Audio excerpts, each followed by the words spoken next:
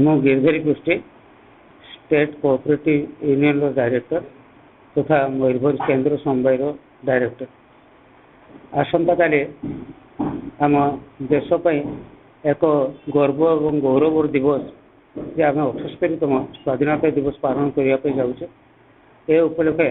एक सप्ताह व्यापी सारा भारत वर्ष रे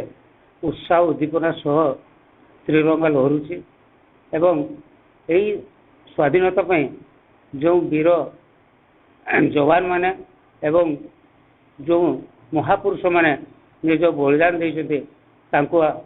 एही दिन रे आमे तांको स्मरण करिबा एवं तांकर परिवार वर्ग को एवं तांकर पर पीढ़ी मानकु भगवान सब शक्ति एवं सामर्थ्य दिंतु से माने बहुत भल रुहतु एवं भारत आज सारा पृथ्वीर एक नंबर देश शक्तिशाली देश होगा जाऊँगी एवं आमे समस्ते आज गर्वित